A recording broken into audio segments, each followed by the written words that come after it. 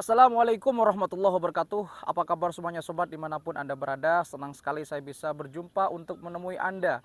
Kita kembali lagi di channel Jumpa Hamzah.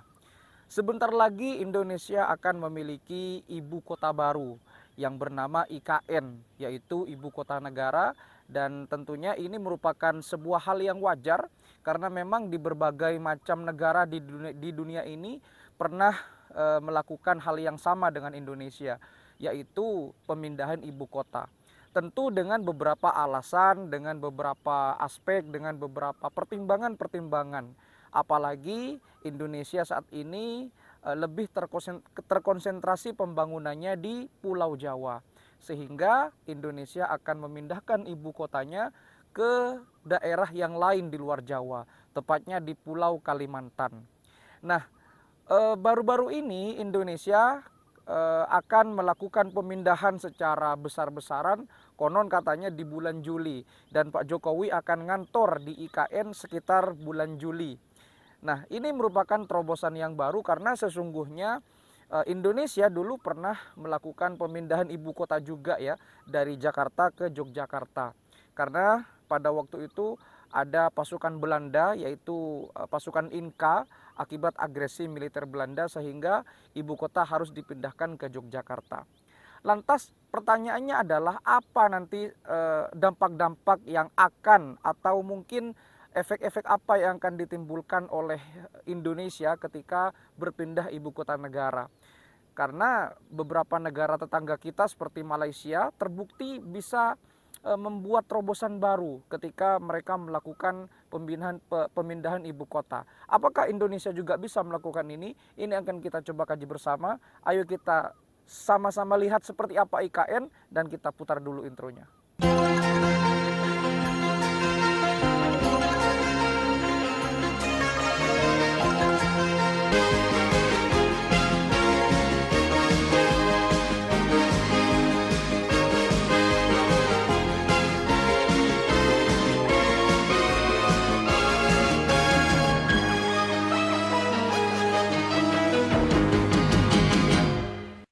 Pemindahan ibu kota dilakukan dari berbagai macam pertimbangan ya. Salah satunya adalah faktor geografi, faktor demografi, faktor-faktor yang lain.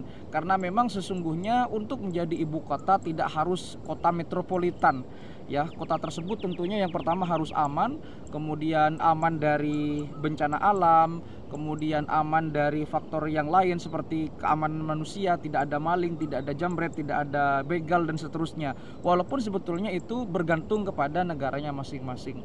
Karena memang kalau kita berbicara tentang ibu kota negara, tentu yang harus diperhatikan adalah luas wilayahnya. Karena memang sejauh ini ibu kota negara yang sudah dipindah itu merupakan luas yang tentunya memiliki luas yang sangat banyak ya. Dan pemindahan ibu kota itu bukan hanya di Indonesia, ini terjadi di berbagai belahan dunia. Salah satu contohnya adalah Inggris. Dulu Inggris itu ibu kotanya bukan di London, tapi di Winchester. Dan Inggris sudah melakukannya sejak tahun 1066. Wow, ini barangkali merupakan terobosan yang baru pada bangsa Eropa pada waktu itu ya. Apalagi di tahun 1066 itu bangsa Eropa kan masih dilanda abad ke-8. Nah, kalau kita berbicara tentang pemindahan ibu kota negara di Indonesia dalam luas atau skup Indonesia, tentu Indonesia itu dulu pernah melakukan pemindahan ibu kota juga dari Jakarta ke Yogyakarta karena alasannya adalah faktor keamanan pada waktu itu karena ada agresi militer Belanda dan akhirnya Pak Karno melakukan pemindahan ibu kota atas arahan Sri Sultan ya pada waktu itu. Dan kalau kita melihat dari negara-negara tetangga kita, ada beberapa negara yang sebetulnya sudah memindahkan ibu kotanya. Karena memang di Malaysia itu pemindahan ibu kotanya direncanakan sekitar tahun 1995 dari Kuala Lumpur ke Putrajaya dan terrealisasi di sekitar tahun 1999. Tentu alasannya adalah kemacetan ya, karena faktornya adalah macet. Dan Anda tahu sendiri bahwa di Kuala Lumpur itu merupakan sebuah kota metropolitan yang sangat besar, bersaing dengan negara-negara yang lain seperti Bangkok dan juga di Jakarta pastinya. Walaupun sebetulnya Di Kuala Lumpur ini banyak sekali inovasi-inovasi baru seperti LRT dan MRT, tetapi itu tidak mengakomodir sebuah kemacetan yang ada di kota metropolitan. Akhirnya akhirnya Kuala Lumpur dijadikan sebagai pusat bisnis. Kemudian kalau di Putrajaya dijadikan sebagai pemerintahan ibu kota negara. Sehingga ini membuat terobosan baru bagi Malaysia. Dan ibu kota yang lain yang ikut pindah ada di Australia, dari Sydney ke Canberra. Kemudian kalau di benua Asia dekat-dekat dengan Eropa ada Turki, pemindahan ibu kotanya dari Istanbul ke Ankara ya. Dan itu semuanya memakan waktu yang cukup lama. Bagaimana pertanyaannya dengan Indonesia? Nah, Indonesia ini sebetulnya dari dulu ya, dari presiden pertama kita sudah merencanakan pemindahan ibu kota, tetapi memang pada waktu itu masih belum stabil, mungkin ekonominya masih belum cukup signifikan seperti sekarang, dan akhirnya Indonesia selama kurang lebih 70 tahun terakhir ini berbasis pembangunannya di Jawa sentris ya. Anda tahu sendiri karena memang pusat pemerintahan sekaligus pusat perekonomian Indonesia itu jantungnya ada di Pulau Jawa. Nah, sekarang ini saatnya Indonesia berubah karena memang di Jawa itu sudah sangat padat. Anda tahu sendiri betapa padatnya Pulau Jawa itu. Ya, ketika ada pemilihan presiden, kalau misalkan suara di Jawa sudah banyak itu sudah tenang. Jawa Timur, Jawa Barat, Jawa Tengah, apalagi di ibu kota Jakarta, DKI Jakarta. Nah, kita sedikit komparasikan antara Malaysia dengan ibu kota Jakarta dan juga calon ibu kota negara kita, yaitu di IKN ya, ibu kota negara yang terletak di Kalimantan Timur, tepatnya di daerah Kutai Kertanegara dan di daerah Penajam sana. Jadi jauh dari Pulau Jawa. Secara geografis Pulau Jawa ini banyak sekali gunung aktifnya ya, Gunung Merapi yang sudah aktif ataupun yang tentunya sangat membahayakan, berpotensi untuk erupsi kapan saja. Sedangkan kalau di Kalimantan, kita tahu sendiri di Kalimantan itu merupakan jantung dunia, paru-paru dunia, pulau terbesar di dunia. Sehingga di sana berpotensi sekali untuk dibangun sebuah kawasan dalam tanda kutip adalah pemerintahan yang aman. Katakanlah minimal aman dari faktor alam ya, karena di Kalimantan itu tidak ada gunung berapi aktif atau tidak ada gunung aktif. Itu merupakan salah satu poin penting. Dan di sana merupakan tanah yang tentunya mungkin bisa mengurai kemacetan karena memang wilayah IKN ini sangat luas. Nah, kita bandingkan dengan Malaysia ya. Jadi sesungguhnya Malaysia itu pindah dari Kuala Lumpur ke Putrajaya itu sekitar tahun 1999, di mana Putrajaya itu dulunya adalah perkebunan sawit dan juga perkebunan teh ya atau karet seperti itu. Kemudian mulai dibangun oleh Perdana Menteri Malaysia, yaitu Dr. Mahathir Mohamad, dan tentunya beliau sangat berjasa dalam hal ini. Akhirnya di tahun 1999 Kuala Lumpur resmi menjadi pusat ekonomi, pusat perbelanjaan, kemudian Putrajaya menjadi pusat pemerintahannya, di mana jaraknya hanya 25 km lebih kurang dari pusat kota metropolitan. Jadi Putrajaya ke KL atau KL ke Putrajaya itu hanya berjarak 25 km. Jadi sesungguhnya secara teknis ya, Malaysia tidak benar-benar pindah ibu kota. Kenapa? Karena jaraknya hanya 25 km dan itu pun ada di wilayah Selangor. Ya, dekat dengan Sepang, dekat dengan wisata-wisata yang lain. Jadi sebetulnya secara teknis ya hanya dipisahkan oleh jarak. Jadi sebetulnya Malaysia tidak benar-benar pindah.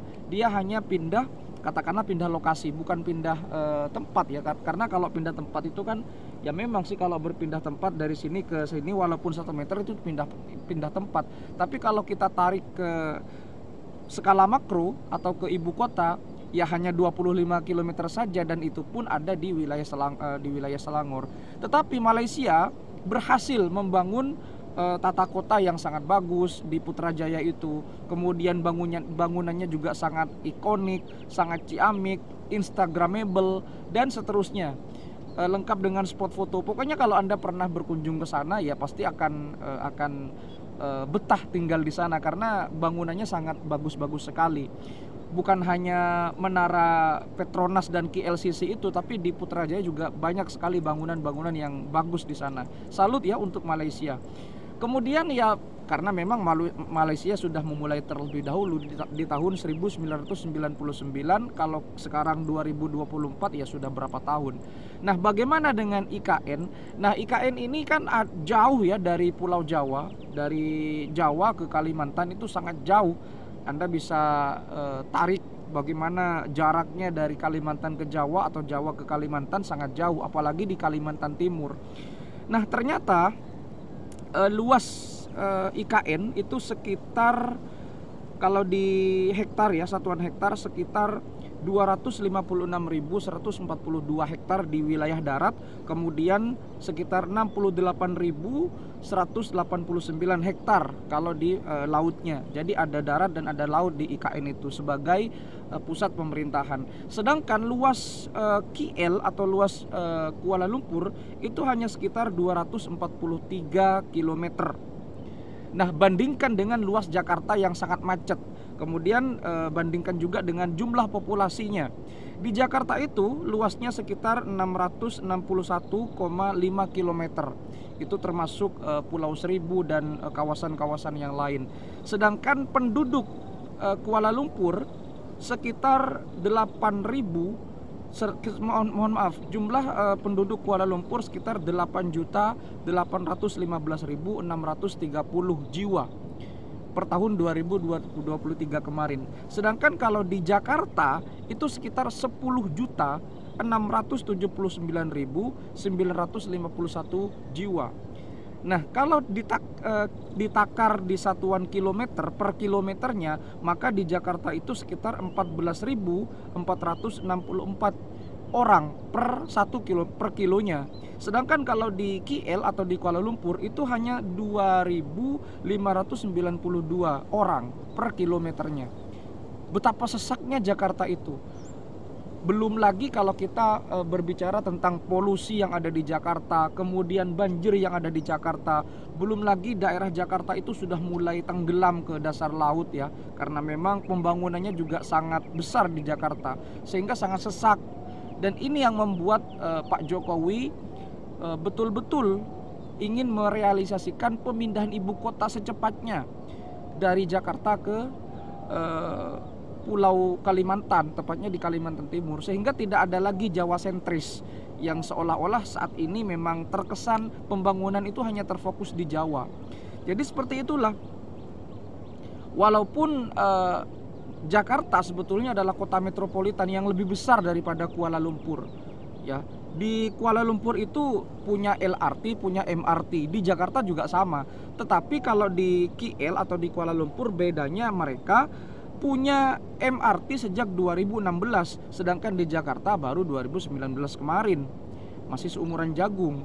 Nah, kalau LRT di KL di Kuala Lumpur itu sudah ada sejak tahun 1998. Di Indonesia pada waktu itu masih krisis moneter, sedangkan di Indonesia baru 20 tahun kemudian punya LRT, tepatnya di tahun 2018 kemarin. Nah, di sana juga ada bandar internasionalnya. Kalau di KL ada bandara internasional sejak tahun 98. Sedangkan di Jakarta sudah ada sejak tahun 1985. Ya, lebih tua Jakarta, tetapi memang karena memang populasi di Jakarta sudah sangat banyak, itu pun berpotensi bertambah lagi ketika musim-musim mudik lebaran, arus balik itu kan banyak orang dari kampung ingin mengadu nasib ke ibu kota. Sehingga inilah yang membuat sesak ibu kota. Belum lagi polusinya, banjirnya, kemudian tanah Jakarta sudah mulai turun. Akhirnya mau tidak mau Indonesia harus cepat bergerak mengambil tindakan yang strategis dan membangun ibu kota negara sebagai pusat pemerintahan, tidak lagi di Pulau Jawa tetapi jauh dari Pulau Jawa, yaitu di IKN atau ibu kota negara, yang sebentar lagi sekitar bulan Juli Pak Jokowi dan beserta staf-staf negaranya akan pindah ke sana dan ngantor di sana sekitar bulan Juli. Ya mudah-mudahan ini bisa membuat pembangunan yang cepat ya di Indonesia, terutama tidak ada lagi istilah Jawa sentris.